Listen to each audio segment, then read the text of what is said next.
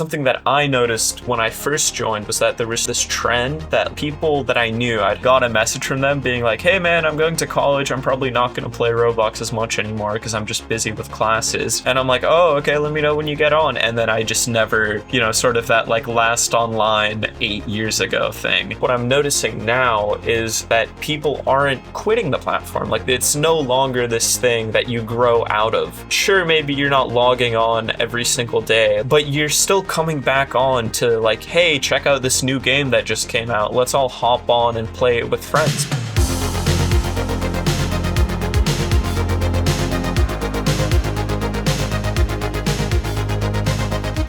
Welcome back to Beyond the Blox. We're giving our predictions for Roblox in 2026. But first, we're your hosts. I'm Adam. And I'm Fedor. Roblox just announced some changes to their creator roadmap and some new additions. And one of the biggest things that we've noticed pop up on those additions and that have, significantly influenced our predictions is that we believe developers will have a lot more say in moderation in this new year. In the past, Roblox's moderation has been their plans for moderation have been generally reliant on beefing up AI systems and overall creating passive systems that don't really rely on the developer. So when somebody goes into a game and does something that they shouldn't be doing, their plan in the past has just been to let their automatic moderation tools take care of it. Whereas now they've added a couple of things to the creator roadmap, including a content moderation API, which will enable creators to validate the safety of user-generated content in in-game assets. Also, player-creator help desk that'll allow developers to directly communicate with players to talk about anything ranging from bug reports to data loss to, user reports. And also proactive avatar safety scans that'll basically just look through users' avatars to make sure there's nothing that their entire avatar is compliant with moderation. It seems like Roblox is interested in giving developers more say in moderation inside of their own games, which I think is definitely going to be really interesting to see in this new year. Yeah, 100%. It's really interesting to see that shift towards the developer focus. I remember a time where it wasn't even 100% clear if you could ban people from your game, and today we now have the ban API, so it definitely seems like it's trending in that direction. How much of a responsibility do you think it might be on developers, if devs don't engage with these APIs and these player creator help desks? Do you think there'll be any kind of punishment or more just incentives? I mean, it'd be difficult for me to imagine that they'd begin punishing developers for inactivity, since ultimately it has been Roblox's job to moderate this kind of stuff. I think more so, if anything, we've already seen through some of the features we've talked about on this podcast before, like the analytics that'll give you a breakdown of safety stuff. I think as developers will have a greater ability to see what's going on in terms of moderation actions in our game, and that'll be kind of a natural incentive because, right, if I go into my game and I see that there's a lot of reports of, say it's a drawing game, and there's a lot of reports of people drawing things that they shouldn't be drawing in my game, it makes sense for me as a developer to go in and try to create systems that will, using these developer-facing APIs, will go in and make sure to prevent this kind of behavior, because ultimately, as a developer, it makes sense for my players to be safe, not only because of the, the ethical and logical reasoning, but also, people are going to be a lot more likely to play my game for longer amounts of time if they're actually enjoying it, instead of having people draw, terrible things or do, it's kind of common sense. And I think while obviously Roblox is continuing efforts in their AI-based technologies, which they actually mentioned here with improved moderation, automation, and accuracy, where they're basically just working on reducing false moderation rates and generally improving that entire process on their end. I think there's a lot of unique games that don't really get hit by this sort of moderation as well. Like I said, those drawing games, and giving developers the tools to moderate in their end, I think is going to be really powerful. Because like when, as a developer, I'm implementing a custom system, there's not really a way for me to, see like, hey, if this person is building something in my game, is it okay for Roblox to be, is it okay for other users to see? And current Roblox chat moderation or voice moderation doesn't really have a way to handle that at the moment. It makes a lot of sense. It certainly does. I think we'll see devs jump on this. Absolutely. I think all of the big games will be making use of at least the help desk. You're no longer having to send people off platform to Discord or to other social media platforms just to appeal a ban or report that some data's missing, or these things happen, bugs happen, and it makes a lot of sense to bring that onto the Roblox platform. I guess that makes a lot of sense. Ultimately, my biggest question is regarding this content moderation API that they've announced. They haven't, obviously they've just added it to the roadmap, and I believe I don't actually have the date on it here, but I think it's not going to be out for a little bit. So they've got some time to give us specifics on how that's going to look. But my biggest question is probably just that there's so many different ways in which players create stuff in different Roblox games, whether it's, Bloxburg and you're using a free placing system to put down furniture to like spell out, a word or something, or it's a drawing game where it's, my custom drawing API that like uses UI elements to draw like brush strokes. It seems like there's, it's sort of an infinite number of ways in which users can create in games. So I'm going to be very curious how this content moderation API handles it. I'd imagine there's going to be some kind of AI, obviously, powering it on the back end, because like we've discussed previously, just human hand moderation for everything is not really feasible.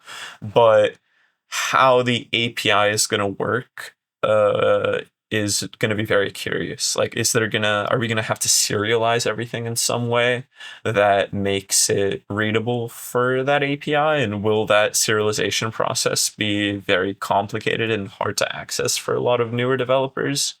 I don't really know. But yeah, I'm hoping it's going to be a fairly hands-off kind of API. It feels like Roblox have really been prioritizing that in recent APIs and recent releases. A lot of what they output actually doesn't require scripting at all. I think this one will, because you need to make that request and get some response and do something with it. But hopefully it is just you point at a model that contains the creation that they've made. I think it might be harder for things like, we've seen some drawing games where people are drawing on the UI and basically clones of Draw Something or similar games like that. I wonder if there'll be a way to send that through as well, or if that's just a little bit more complicated if it's sort of a custom UI based drawing.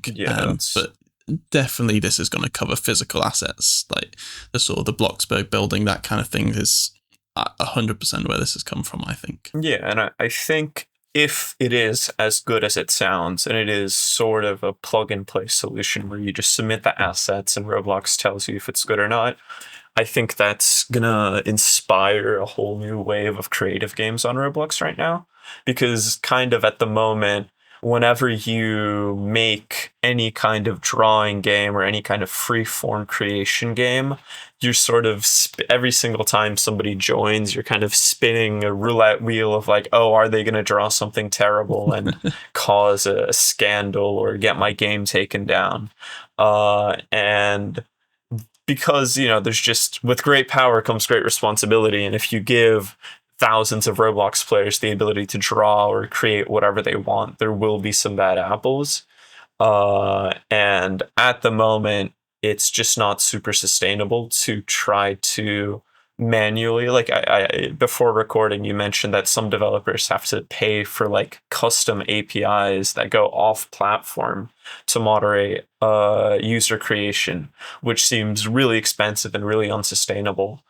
So perhaps a broader prediction for this upcoming year could be that we'll see, assuming that this content moderation API comes out and works as well as it does, is that we'll see a lot more creative user creation games on the platform beyond the sort of existing formulas of draw something in a competition format or some kind of like prop-based building system. This is super exciting. I wonder if Roblox will release a dev module for this kind of stuff as well. So one thing that I did want to add to some of my games was like a sticker system where you could just go and put, stickers. We've seen similar with like graffiti, like spray painting things, where you've got these sort of pre-made assets. But again, that's not the core of my game. I haven't done it yet because of that headache of what do you do about moderating and making sure that people don't arrange those stickers in a way that is less than ideal. So I wonder if Roblox will package this up in a nice way and make something like a sticker system and sort of some very simple UGC kind of customization, player created content sort of modules that people can just drop in almost as free models and don't even have to understand the scripting behind it. They can just, have a folder of stickers that people can pick from. That would be really, really cool as well. If not this year, I imagine next year or even a developer might make it, if not Roblox created. But yeah, that would be really, really cool. Certainly. So I think in summary, I think we're looking forward to a lot more customized and developer-defined moderation for Roblox experiences that do have user creation, and that'll hopefully inspire a brand new wave of these sorts of games in 2026. So we're going to take a moment to talk about GEEIQ, the sponsor of this part of the episode. If you're interested in exploring partnerships with huge brands like Walmart, L'Oreal, Coach, and NASCAR, but have no idea how to approach finding a brand to work with, then you're in exactly the same boat as many developers on the platform. You're a creator, not an expert at brand outreach, but that's where GEEIQ comes in. There are so many brands out there with marketing budgets ready to spend who use GEEIQ's data platform and expertise to match with experiences that align with their goals. And best of all, it's completely free. You just sit back while GEEIQ shows brands why your audience is valuable and connect you with the ones that are interested. GEEIQ are looking for Roblox developers to sign up to the integration network today. As Fedor says, it's completely free. So sign up by clicking the link in the description or go to geek.short.gy/last level to start gaining visibility from brands. That address again is geeiq.short.gy/last level. All right, and back to the episode. So I have some predictions as well. I have some predictions around simulating the real world, because I think that's been an interesting vision that we've seen Roblox have over the years. I think this year in particular, we're going to see Roblox shift more and more towards that goal. We've seen constant physics improvements and more hands-off ways to create some cool physics effects, and I think we're going to see some bigger steps towards that in this year ahead. The roadmap talks about a new physics solver that's going to come later this year, physically simulated characters with proper ragdoll finally, hydrodynamics, which is basically how things move in water and the resistance they face to add on to the existing aerodynamics, and things like acoustic simulation as well. When you combine all of those really cool, rich engine features with stuff like server authority as well, it's just going to be easier and easier for people to roll out really physically intense games this year. And a lot of it will just be out of the box behavior of the Roblox engine, which I'm particularly excited about. I think historically, if you've wanted to achieve some physically accurate simulation in Roblox, you've often had to take it into your own hands. So having that out of the box, I think we're going to see a bit of a surge in physically intense games that rely on physics as part of their mechanic, rather than it just being a nice effect that happens. Yeah, certainly. I guess the biggest question for me on the visual fidelity front is sort of this ongoing question of, is this what players want? Because over the past couple of years, Roblox has added some really incredible stuff, with PBR textures, with improvements to lighting. And I've seen some incredible showcases of all of this technology shared by Roblox and creators on the platform. But then it seems like year over year, the biggest games are, Grow a Garden and 99 Nights in a Forest. And no disrespect to the teams working on those games, but those aren't exactly Unreal Engine 4 level games, and it doesn't seem like players really care about that. So while this kind of technology is certainly going to be available, I'm very curious to see if there's actually going to be any front page games that take advantage of it. I think physics, like you said, is going to be something that has a lot more potential because it can tie in directly into really fun and unique gameplay mechanics. Like, I'm very excited to see games that take advantage of the destruction stuff they showed off on stage at RDC, like the destroying of meshes and like cutting around them. I think there's going to be some really, really creative stuff that comes out with that, because that's just going to be fundamentally fun to play with. But I guess the bigger question is, will Roblox audiences care about visual complexity? Because it seems like we have had some games like, what was it? I think it was Frontlines that came out that, for like a little bit of time, there was a massive wave of people being like, oh my God, is this Roblox? This looks like Call of Duty. This looks like Unreal Engine. And even people outside of Roblox, got their attention, because for the first time, Roblox wasn't just a Lego game.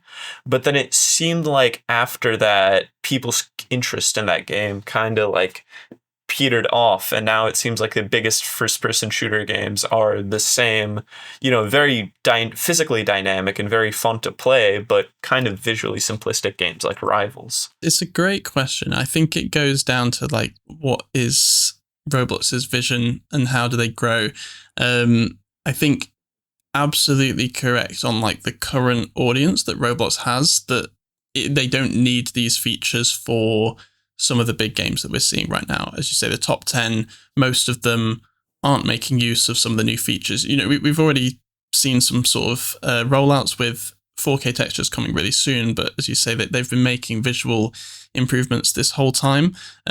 I do think in 2026, Roblox is going to be at that Unreal Engine 4 level, probably not Unreal Engine 5. That's kind of a crazy level that is still quite hard to do in the way Roblox works, where it's all cloud-based and it streams it to you every time you try and play the game. But I think we are going to see Unreal Engine 4 level, which is pretty good compared to where Roblox has been, and that's going to be possible with a level of detail systems, but that leans more towards these large, complicated, detailed worlds that I agree we've not really seen in the top 10 so far on the platform. I think we're going to get to a point where if a developer wanted to, you're going to see games that you wouldn't know were on Roblox if it didn't have that little Roblox logo in the corner, or if people were forced not to use their blocky characters. I think you wouldn't know that it's Roblox. I think you would guess that it is Unreal Engine or some other Steam game. And to have that kind of quality on a platform like Roblox that's multiplayer first unlocks a lot of stuff that we couldn't do before.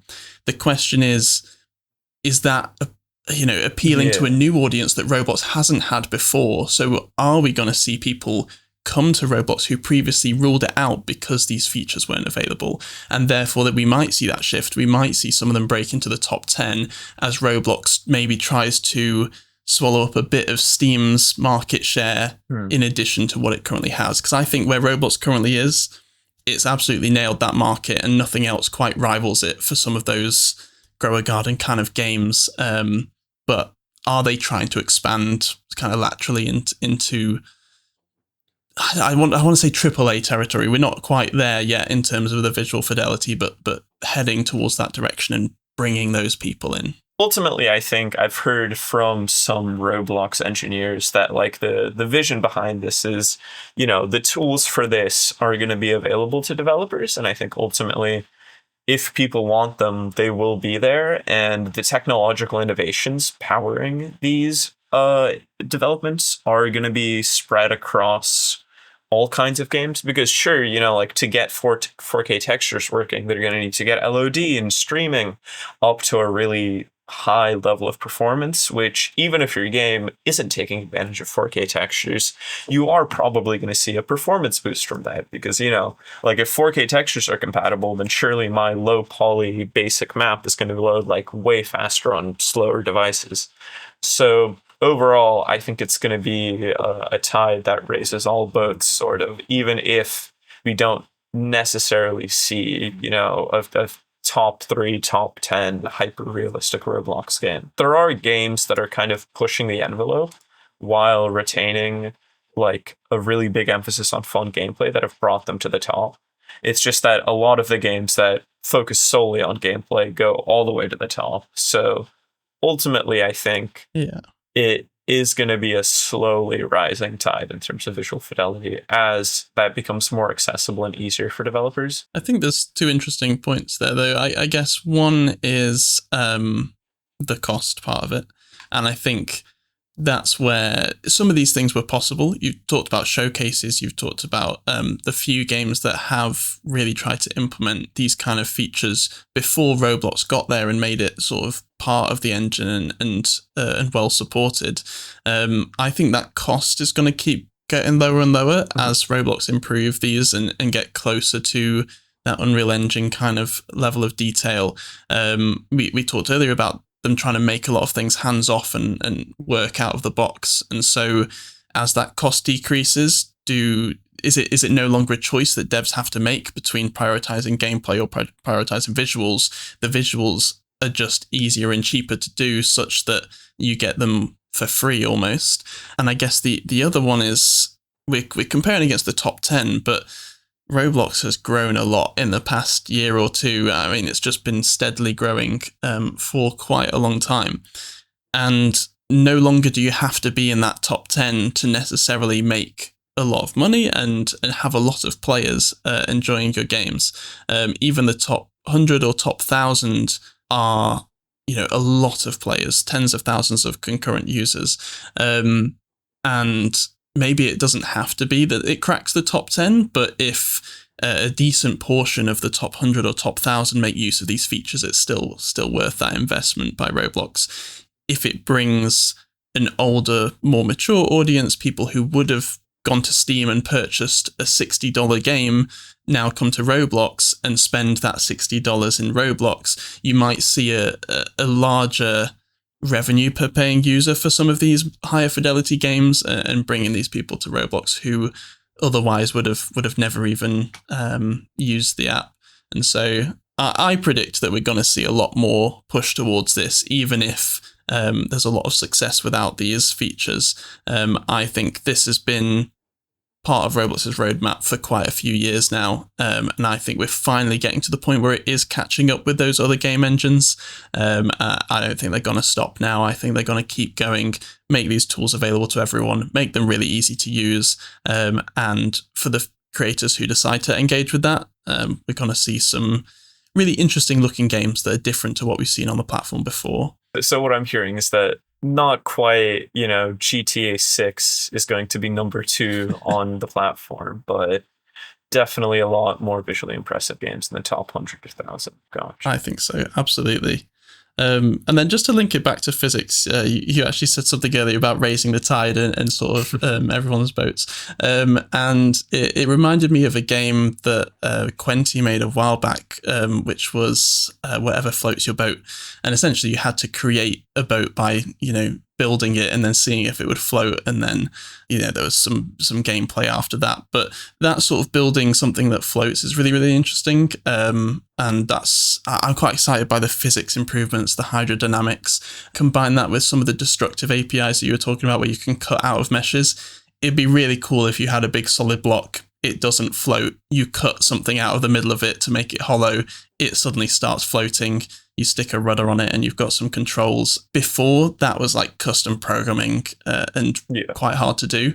If we get everything that it looks like we're going to get in 2026, that's going to be so easy that's just a mechanic that you don't even really need to think too much about and anyone could add. So yeah, really interested to see what kind of gameplay mechanics come out of it. I'm an aerospace engineer. I get excited by this stuff. I want to see some cool mechanisms and, escape rooms that require turning of various different cogs that interact with each other and all these kind of physical systems that previously we just had to fake and sort of pretend and just use scripting to do. I think there's going to be physical puzzle games with zero scripting, and that's going to be really, really cool to see. For sure. I think we can move on to sort of our last big creator roadmap driven prediction, which is that there's going to be some pretty big changes coming to a place that you all are probably very familiar, which is none other than your Roblox homepage. On the creator roadmap, they've just announced that they're going to be doing continued improvements to the recommended for you sort, which is going to mean that they're surfacing more genre diversity in recommended for you with new and updated signals, such as those in the new ranking algorithm. They're going to be improving the predictability of the continue playing sort, which is something that I've personally had some issues with, where I'll play a game and then I'll try to come back to it, and it's like hidden all the way at the bottom, all the way to the side. I have to do a little dance and go on a scavenger hunt to find where the sort is. It seems like they've heard the feedback from people and are going to be working on surfacing that and making that a lot more predictable. And finally, and this is kind of the big one that is very ambiguous and we can speculate a little bit about, is that they are simply doing UI changes to home. And specifically, new layouts and UI formats provide higher visual fidelity to better engage users, which I think is very vague. And it says that it's going to be rolling out in early 2026. So I'd imagine we're going to be seeing these changes come in very, very soon. But I'm very curious to see what that looks like, because, we've talked a little bit about how other social media platforms rely on like a scroll-driven engagement system. It seems like Roblox, both for regulatory reasons and, just the general decision to do so, are straying away from that. It seems like they had this experiment with moments. It had its moment. It was a very brief moment. Unfortunately, it seemed very exciting, but I think if I'm to pull it up right now, Roblox moments, I'm kind of curious to see how many players are engaging with this. I predict less than 826. Yeah. 100%. That, it was a very interesting concept, and I was very excited about the potential for discovery. It doesn't seem like it's quite worked out, so they're pivoting back to homepage driven discovery and engagement. But for a while, I think, sort of for as long as I can remember, the Roblox homepage has been a very static, just kind of like bunch of boxes showing me some games. And it's evolved a little bit where it just literally used to be like, here are the games you just played, here are some of the biggest games, here are some games in this specific genre.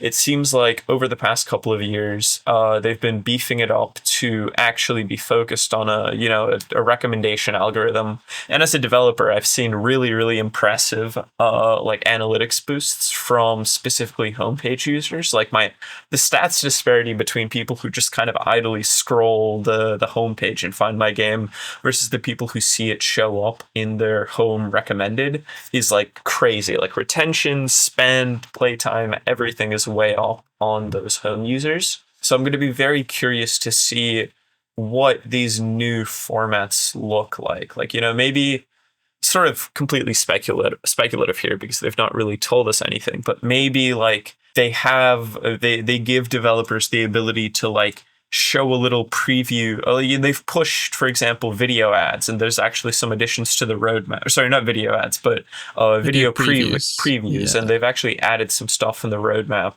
about like analytics for those video previews. So maybe like there's a section of your homepage that on mute kind of shows you like gameplay footage of some games that you could play that they think you'd be interested in, and maybe that helps you convert. Because it's like one thing, like when I look at my homepage right now, the thumbnails are descriptive, sure, but looking at my homepage, I see a character holding a gun. I see some people driving some cars. I see another character holding a gun. I see a third character holding a gun. I've played a lot of first-person shooter games recently.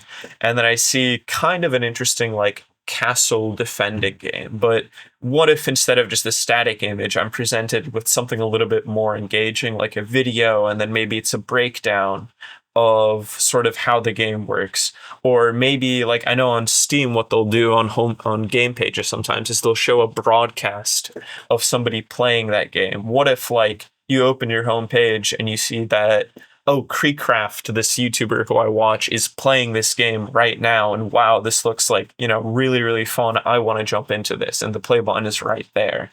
Obviously, I don't know how that'd work. They'd have to like connect with YouTube. That might be a little bit too ambitious. But I think what I'm saying is that I'm very excited to see what new layouts means, because I think there's a lot of untapped potential beyond just like wide rectangle of image and boxes of images driven by an algorithm. There's lots of scope for change, definitely. I remember when it shifted from the game icons to the thumbnails being what you mostly saw on the homepage. And then maybe the only other drastic change we saw was today's picks coming in, which were even bigger thumbnails being shown with like those little event kind of call outs in the corner just to tell you this game has new content, this game has an event running. But we've not really seen some really bold experimentation on this homepage for a long time. It has looked very similar. Really curious to see if they do the video previews thing. I know that the requirements for video previews are that it's purely gameplay footage, it's not overly edited. That's quite different to thumbnails, where often it's very VFX heavy. Sometimes looks nothing like the game that you're going to play. So having a preview that like by Roblox rules has to show you what's inside the game, that could be really, really helpful. I actually hate the previews on YouTube and other platforms where it just starts playing the video when you hover over it. But I hate that because it then when you click on it is that many seconds into the video and you've missed whatever they've said and stuff like that. I think here it could work really well because it is designed purely to be a preview, and then you click and actually play the game. I'm curious if they'll go even more out the box though, because that would still be rectangles. That would still be, sort of this horizontal scroll potentially. I'm curious if they're going to try completely different formats. We talked about the experiment of moments and it not working. Was that just because it was in an experience, and are they going to try and bring some of that to the forefront here? Are we going to see comments? Are we going to see likes? You can see ratings of some of the things on the homepage, but there's so much they could do. Imagine if, like, after playing a game, how there's sort of the option for players to leave feedback on it. What if Roblox pulled your friends' most recent positive feedback, where they're like, "Oh my god, I love this brand new game. It's so much fun. Can you please update it?" And then on your homepage, it's like a little blurb, sort of, like a critic review of a movie. But then it's like your friends being like, "Wow, I really enjoyed this game." So even if they're not actively playing it, because that's another big source of like high quality players, is when somebody joins their friend.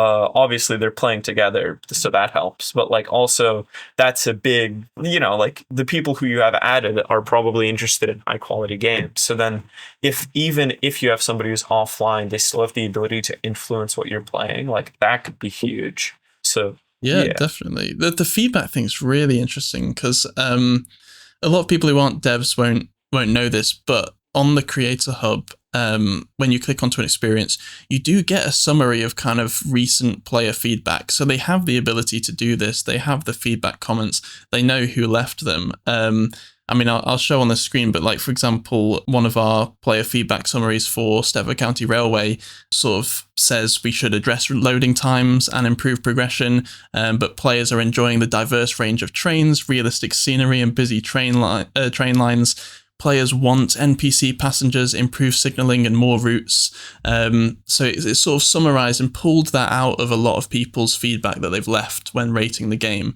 And especially because we now have APIs to prompt for that feedback in game, we're seeing some games use that and get even more feedback than they otherwise would have.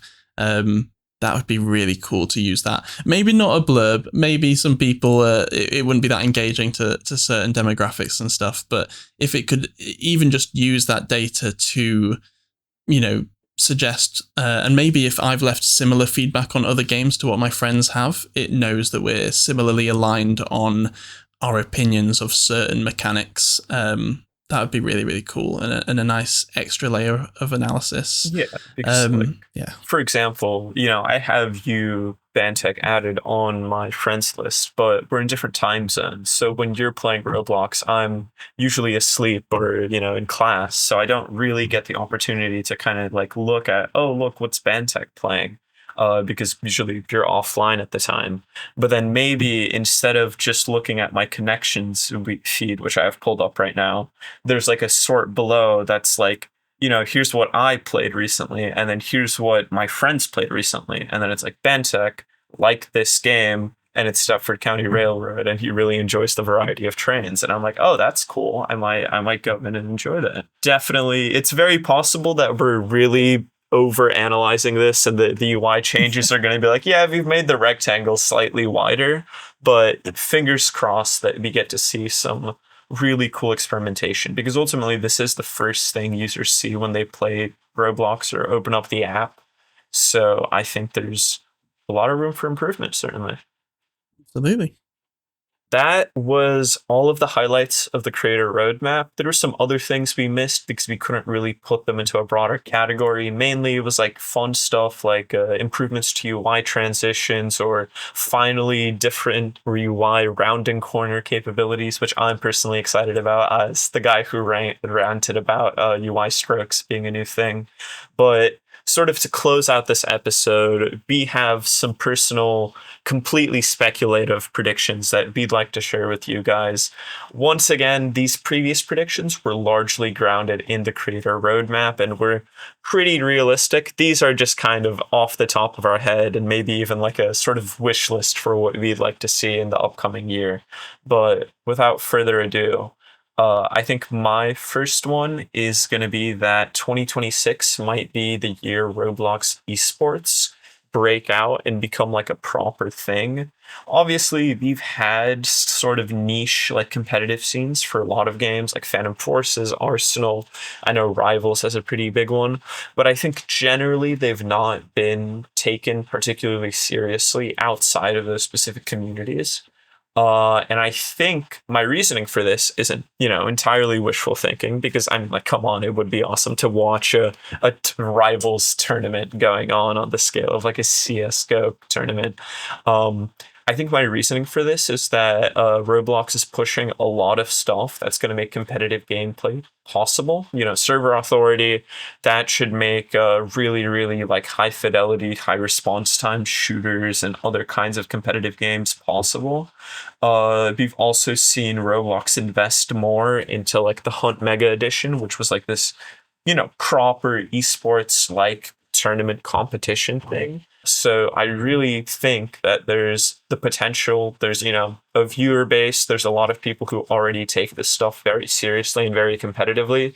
And now with some new titles on the way with these changes, I think it's very likely that we see some like proper events come out of this, like the Rivals World Cup or the I don't even know, the Blade Ball tournament. I think that could be quite a bit of fun. It's something we could see this year.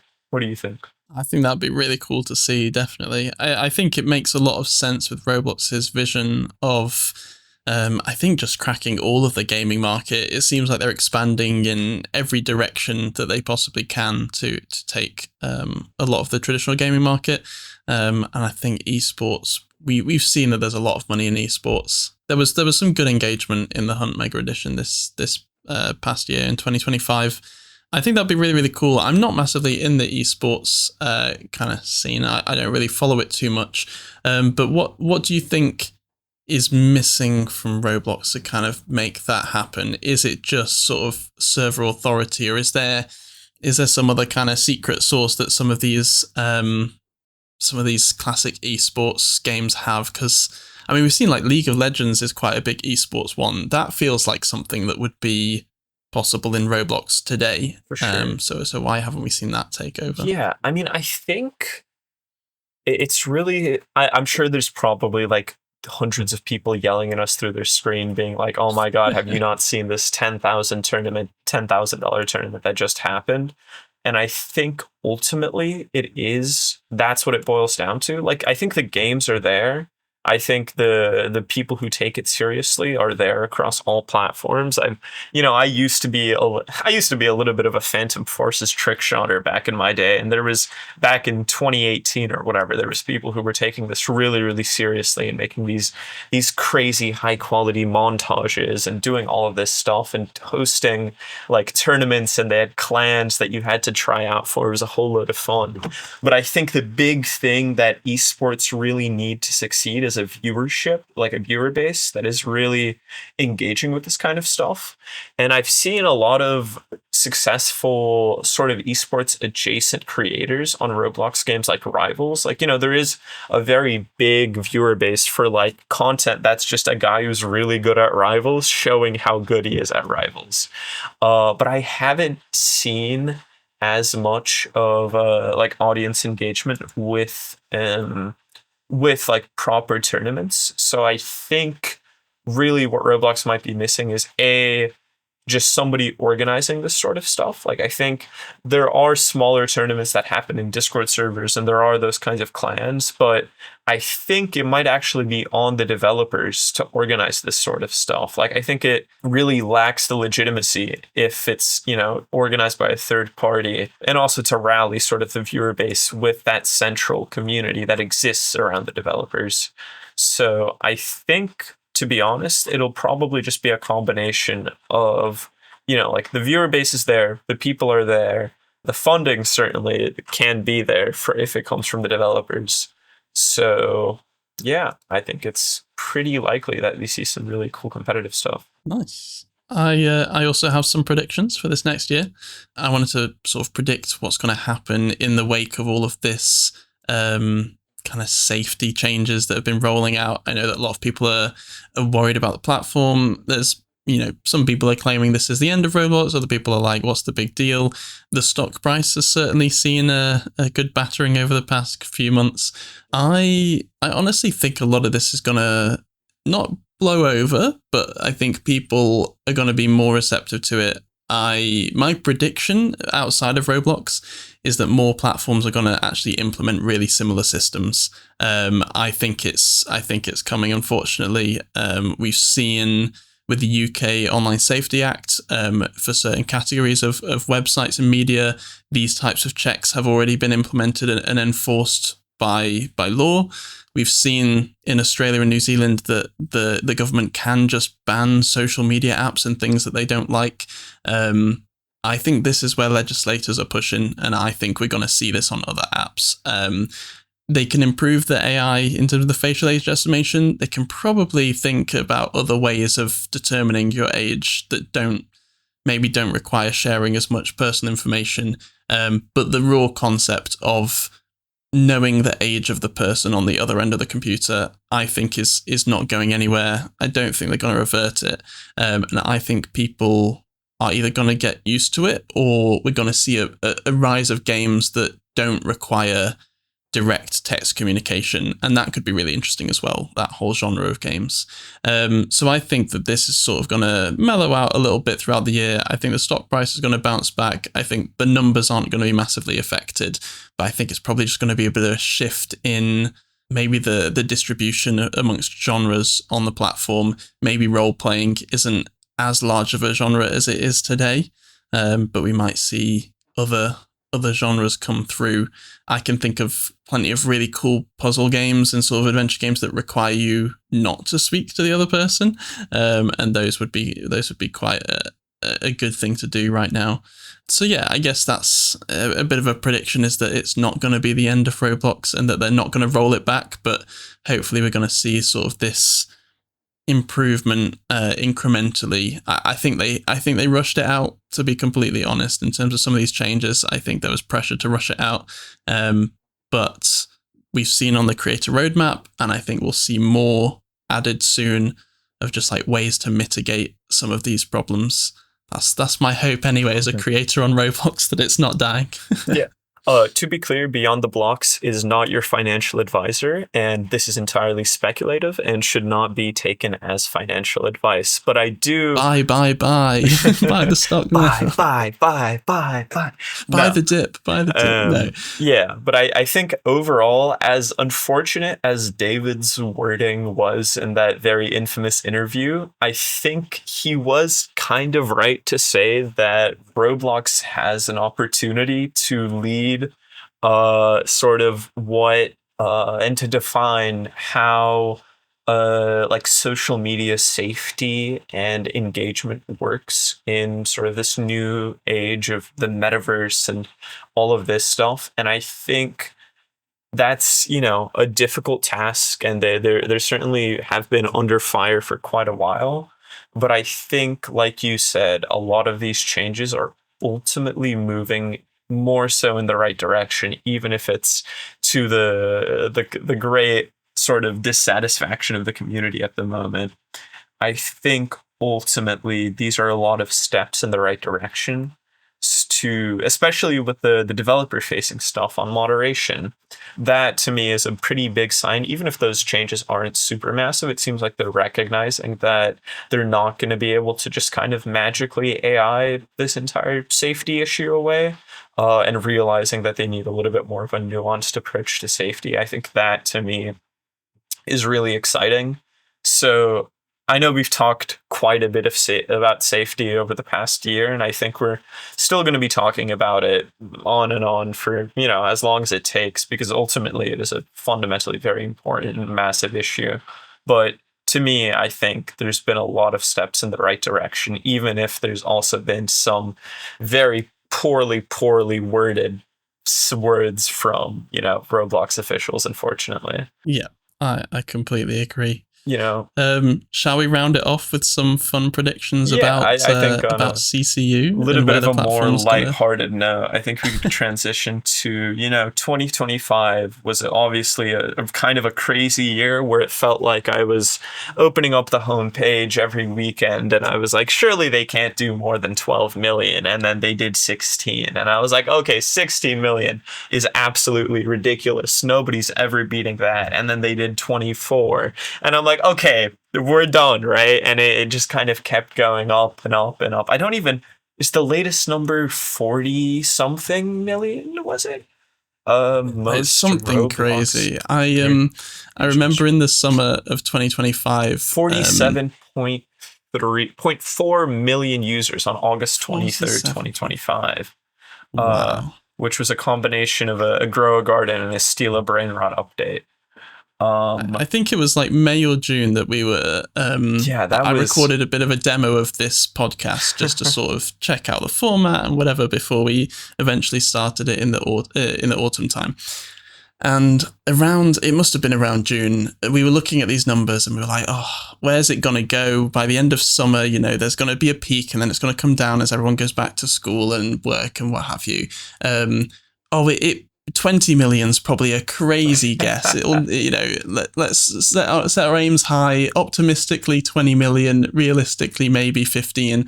And I think just 2 weeks after I recorded that demo, it just absolutely blew through it. And I'm glad we never posted that, because that would have looked so silly. Just a couple of months later, it you know, doubling that prediction.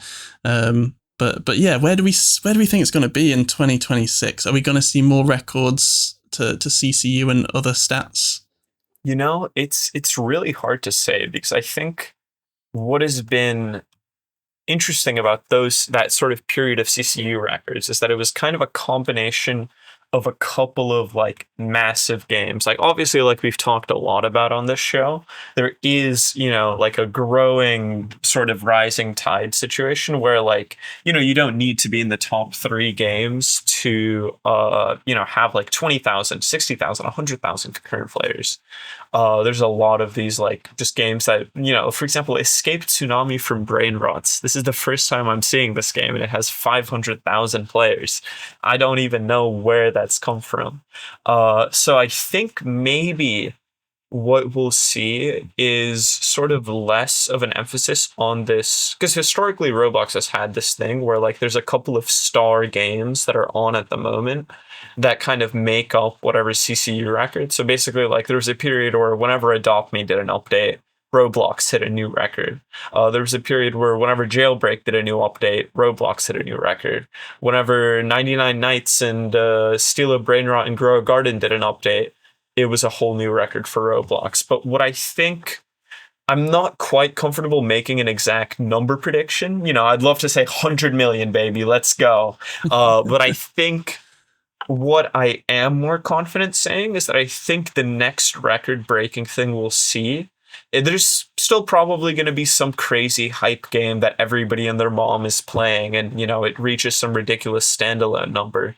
But I think what we'll also see is that we'll see just a larger distribution of that record being made up of like other quote unquote smaller games that are just more games that are hitting 20k plus, 50k plus, 100k plus, you know, multiple hundreds of thousands of players, because it seems like Roblox is sort of evening out, which I think is really interesting. Yeah, I think that's probably right. I think it's going to be a different kind of record that we're gonna see next time. It feels like we have got that benefit. We talked about it, I think, when thinking about Grow a Garden and these massive games. What does that mean for the platform? Does it mean that they're stealing all of my players? No, it means that more people are, you know, coming to Roblox, hearing about Roblox. Loads of people I know played Roblox for the very first time because of those massive trends. You know, they're hearing about it on the news or on social media, and they're then coming to check it out. And hopefully what happened there is then people check it out, cool, Grow a Garden's interesting, whatever, and then see, oh, there's millions of other games here as well that I can explore, and they go into those games, and we see sort of, yeah, the peak flatten out, but sort of spread across all of these other games. That definitely feels like that's happened.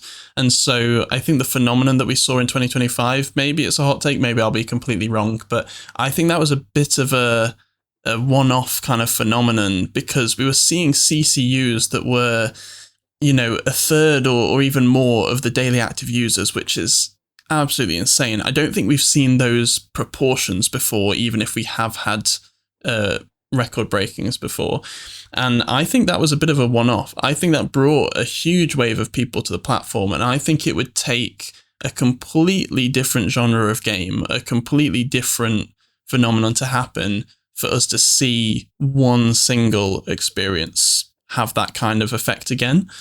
But I think Roblox as a platform, if you took CCU across the whole thing, took daily active users across the whole thing, I think that's just going to keep steadily increasing. I don't see why that would stop.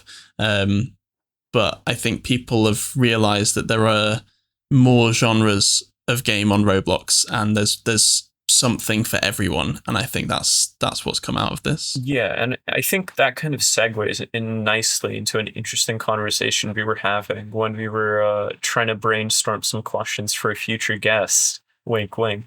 And something that I was trying to formulate is something that I kind of have noticed in my now, you know, I've spent more than half of my life on this platform. Something that I noticed way when I first joined was that there was sort of this trend that like people that I knew, I'd have people who I added, and they'd, you know, I was like 14, 13 or whatever, and I'd add people who were like 16, 17, 18. And there was this kind of trend, and it was sort of like this thing that like it was like a known cultural, I guess, little mini moment where like at a certain point, you know, you go to college, you go to a job, you go to whatever, and you just kind of move on from Roblox. So I had like on my old account, I have a bunch of people where like, you know, I got a message from them being like, hey man, I'm going to college. I'm probably not going to play Roblox as much anymore because I'm just busy with classes. And I'm like, oh, okay, let me know when you get on. And then I just never, you know, sort of that like last online 8 years ago thing. And that was, you know, for 15-year-old Fedor, that was really tragic, and, you know, still is. But I think what I'm noticing now is as I'm an 18-year-old who's gone off to college. I mean, I'm still here because I'm a Roblox developer, but like all of my friends, maybe I just have particularly nerdy friends, but like what I've seen is that people aren't quitting the platform. Like, it's no longer this thing that you grow out of. Sure, maybe you're not logging on every single day, like, my younger brother is, who's 12 years old, and like Roblox and Emergency Response Liberty County is like his entire life, basically. But you're still coming back on to like, hey, check out this new game that just came out. Let's all hop on and play it with friends, because it's free, it's accessible on a bunch of platforms, and pretty much everyone has it. So it's kind of like, hey, let's kill a couple of hours and get on Roblox.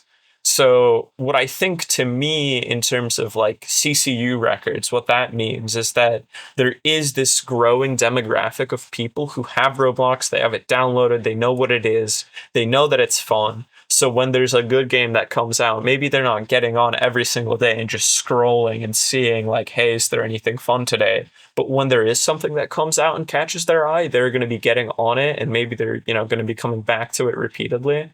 So I think overall, I'm a little biased like you are, but I think there's definitely a lot more potential for these sorts of, new, unique games, maybe some games that are taking advantage of higher visual fidelity or physics to build real audiences of maybe even older players. Well, that is all of our predictions for this upcoming year. Make sure to go down in the comments and, let us know if you think we're crazy, if you agree with us, if you have your own crazy predictions for this year. Maybe you know what the next Steal a Brain Rot is going to be. Maybe don't put that one in the comments. Maybe just send that one to me on Twitter, and I'll get a percentage split going, because, I'm trying to hit 100 million concurrent. But we'll probably follow up in about a year and see how off we were or how right we were. I'm certain we're all going to be 100% correct, but that is it for this episode. A quick reminder that GEEIQ are looking for Roblox developers to sign up for the integration network today. It's completely free, so sign up by clicking the link in the description down below, or go to geek.short.gy/last level to start gaining visibility from brands. Be sure to like, share, and let us know your thoughts in the comments down below. Beyond the Blox is produced by Seb Jensen for Last Level Studios. Watch on YouTube and Spotify, listen wherever you get your podcasts, and catch highlights every week on TikTok, Reels, and Shorts. Visit lastlevel.co.uk/podcast for more info. Bye.